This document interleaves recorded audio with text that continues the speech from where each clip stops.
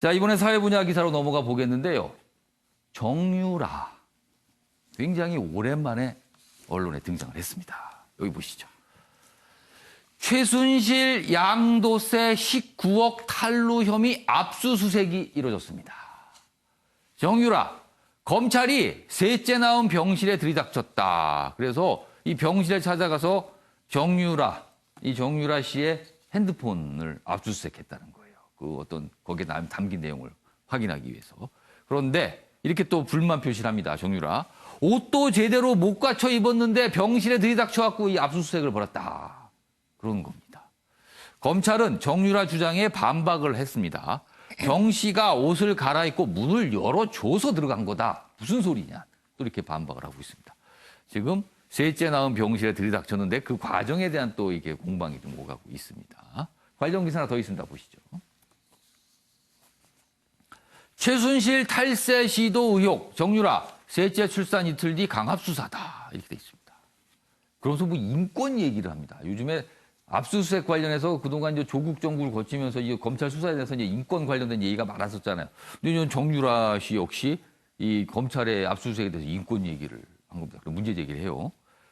최 씨 강남 빌딩 120억 원에 판 뒤 양도세 19억 안 내고 은닉한 혐의를 받고 있다. 국세청 최 씨와 비서 정유라 고발. 그래서 그거에 따라서 검찰이 이제 수사를 하는 건데요. 검찰 여성 수사관 참여해서 적법적으로 수색했다. 그럼 반박을 또 하고 있습니다. 자, 장우민 변호사. 네. 일단 이 탈세 시도 의혹이라는 게 무엇이고, 그리고 압수수색이 어떻게 이런지 좀 설명 좀 해주세요. 네, 지금 최순실 씨가 이제 언론에도 예. 많이 보도됐던 강남구 신사동의 미승 빌딩을 예. 한 126억 원 가량에 예. 판매를 했는데 예. 그 양도세 19억 원 가량을 예. 은닉했다는 지금 혐의를 받고 있습니다. 그래서 국세청이 이 부분에 대해서 이제 검찰에 고발을 해놓은 상황이고요. 예. 그리고 이제 은닉의 근거라고 지금 제시되는 언론에 나온 부분을 보면 예. 그 옥중에서 정유라 씨한테 이제 최순실 씨가 편지를 보낸 내용이 있는데 예. 이게 대략 한 뭐 100억 원 이상으로 이제 팔릴 텐데 예. 그중에 한 2, 30억 원을 너에게 줄 테니 이 부분을 뭐 현금으로 뭐 어떻게 좀 보관을 하고 있어라. 잘 이런, 간수해라. 예, 이런 간수하고 얘기가 있어라. 있었죠. 이제 이런 혐의가 좀 드러난 상황에서 이제 검찰로서는 수사에 착수할 수밖에 없는 거고 예. 지금 이제 정유라 씨가 재혼을 하고 산 아파트에도 이제 이 자금이 흘러 들어갔다고 지금 보고 들여다보는 상황이거든요. 예. 그렇지만 이제 이 강제 수사, 압수수색 전형적인 이제 강제 수사인데 예. 물론 뭐 이 피의자의 어떤 뭐 사정을 봐주지는 않습니다. 그런데 물론 이 장소가 구체적으로 이제 영장에는 특정이 되기 때문에 이곳이 대학병원의 아마 부인과 예. 병실인 거는 검찰 수사관, 검찰도 알고 있었을 걸로 예. 보이거든요. 그렇다면 이런 사안에서 이게 또 대단히 민감할 수 있는데 좀 조심했어야 되는 거 아닌가. 인권의 문제, 지금 검찰의 비난 여러 요소 중에 인권 유린 부분도 많이 거론되는데 이거 뭐 예. 좌우 이런 걸 떠나서 예. 이게 부인과에 아마 입원 중인 걸로 사료가 된다면 이 부분에 대해서는 여성 수사관을 먼저 대동하고 그 부분에 있어서는 좀 유동적으로 잘 풀어낼 수 있었던 부분을 이렇게 좀 크게 일을 벌인 게 아닌가라는 좀 생각도 듭니다. 그러니까 지금 그러니까 뭐 혐의가 있으면 수사하는 건 당연한 거고요. 그다음에 압수수색 하는 겁니다. 그런데 그 과정에서 이제 좀 뭔가 이의 제기, 뭐 인권 얘기가 나온 거거든요. 그러니까 제대로 셋째 출산하고 병실에 입원했는데 그리고 제대로 옷도 갖춰 있지 않았는데 압수수색을 했다라는 주장과 검찰 쪽에서는 무슨 소리? 시간 줬고 본인이 문 열어서 들어간 거고 여성 수사관 참여했다. 그래서 정당하게 압수수색한 거다. 이렇게 또 맞서고 있는 거거든요. 이 부분 일단 윤기찬 변호사, 이 압수수색 부분 어떻게 보셨어요? 글쎄요, 뭐 양측 주장이 다르긴 한데 예. 그 주장을 다 맞는다 하더라도 예. 그렇게 문제가 있는 압수수색 같지는 않아 보여요, 개인적으로. 그런데 이제 의식 차원에서 이게 예. 조국 전 장관의 자택에 대한 압수수색 과정이 언론에 공개되다 보니까 예. 그러니까 검찰이 압수수색 당하시는 분들의 요구를 거의 다 들어줬는데 나 같은 경우는 수요일 이후에 압수수색을 집행해라라고 요구를 했는데 왜 안 들어줬냐라는 전제가 깔린 것 같고요. 근데 법원에서는 보통 장소하고 신체 수색 압수 영장이거든요. 예. 휴대폰 이런 것들. 그렇죠. 그래서 아마 수색 과정에 있어서는 이 언론에 보도된 것만 보면 예. 그렇게 큰 문제가 있어 보이지는 않고요. 어. 다만 이제 그 126억의 건물을 예. 팔았는데 예. 72억 원의 추징금하고 18억 원의 세금을 빼더라도 상당히 많이 남는데 예. 저것이 어떻게 조세 포탈로 고발됐을까라는 점은 좀 의아해요. 왜냐하면 이것을 어디다 빼돌렸어야 되는 거거든요. 나머지를. 예. 그래서 예. 세금 부과나 징수가 불가능하게끔 해야 되는데 결국은 상당한 액수를 누군가에 빼돌려서 세무당국의 어떤 부가 처분을 불가능하게 하거나 예. 징수를 어렵게 했다는 사실관계가 전제됐기 때문에 고발했다고 보여져요. 예. 그래서 그 부분은 아직 정확히 지금 언론에 밝혀지지는 않고 있습니다. 지금 여기 보면 뭐 혐의는 이렇습니다. 여기 봐주실까요? 좀 더 소개해드리죠. 검찰은 정 씨가 빌딩 매각 자금 일부를 최 씨의 비서에게 전달해 재산을 은닉하려 한 것으로 보고 있다. 일단 뭐 검찰 시각입니다. 뭐 이렇게 돼서 압수수색이 이뤄지고 여러 가지 이제 공방이 오갔다는 얘기입니다. 예, 김상일 평론가. 그러니까 양도세 포탈 같은 경우는요. 예. 이제 저게 그 다른 자산이 없거나 예. 그런 경우에 그리고 향후에 다른 사업을 통해서 예. 어떤 수익이나 이런 걸 기대하지 못할 때 예. 현금으로 받게 되잖아요. 예. 그러면 그거를 안 내고 버티는 거예요. 그런 경우가 굉장히 많습니다. 지금도 뭐 좀 상황이 어려워지거나 이런 예. 사람들은 양도세를 그런 식으로 안 내고 버티는 사람들이 되게 많거든요. 예. 그래서 지금 그런 부분에 제도 개선이 좀 있어야 되는데 이걸 보면서 제가 느끼는 건 뭐냐면요. 예. 지금 우리가 양도소득을 그냥 그 예. 매도자가 예.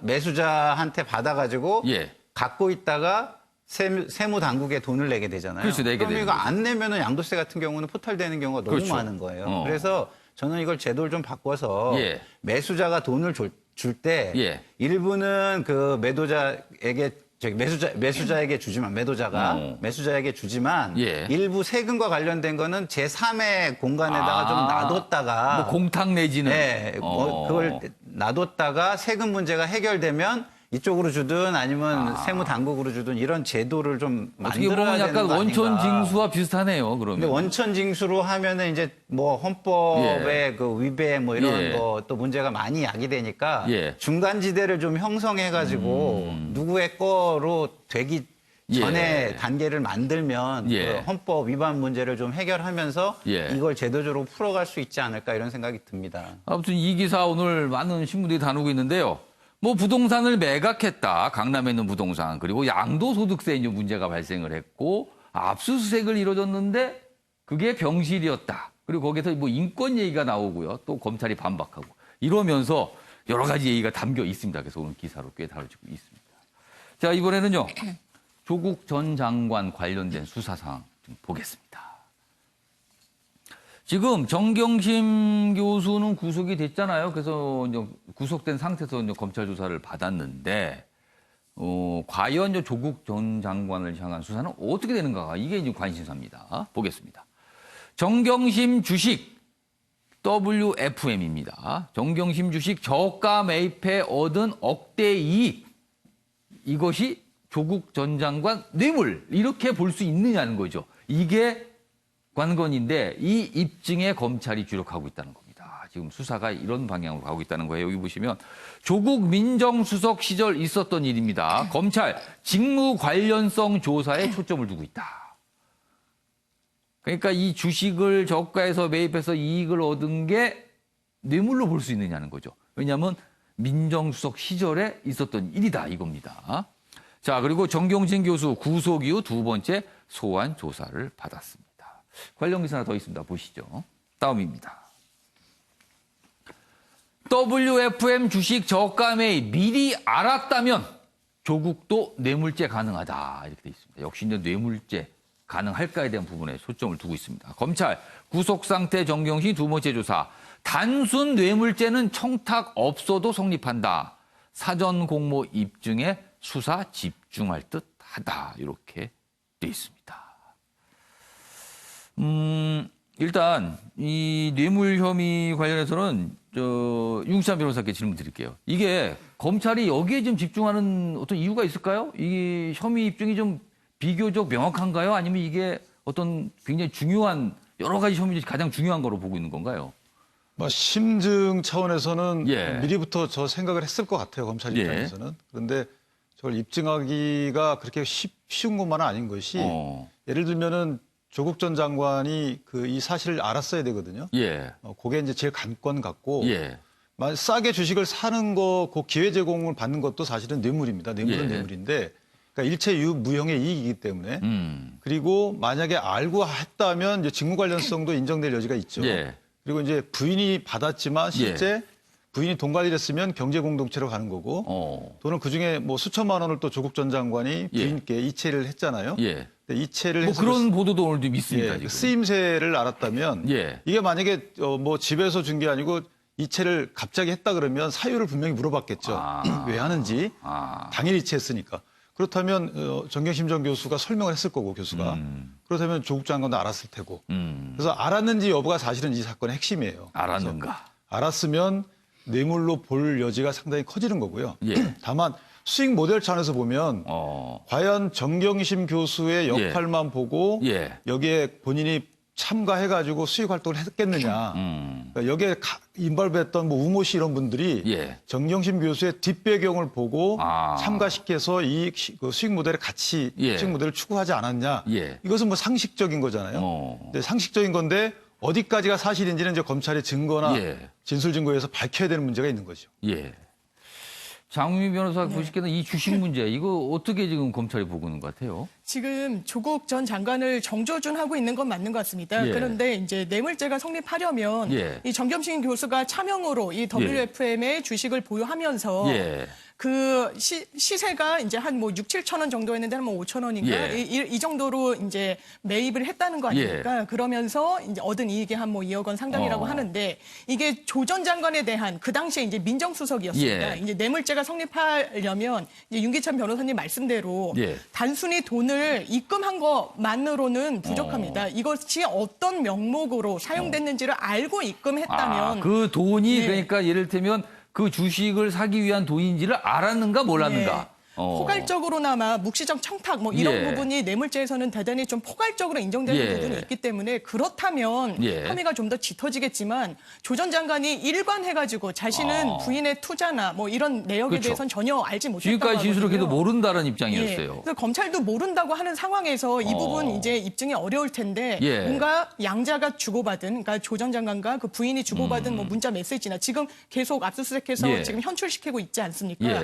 이 부분에 대해서 뚜렷한 증거가 없다면 아마 뇌물죄로까지 기소하기는 좀 어렵지 않을까 생각합니다. 자, 그런 가운데 이제 조국 전 장관 검찰이 소환 조사를 할 것이다 보도가 계속 나오는데 이제 언제 하느냐 놓고 뭐 이르면 이번 주 뭐 아니면 이번 주 내로 뭐 여러 가지 전망을 하는 기사들이 있는데 자, 장미 변호사께 추가 질문 드릴게요.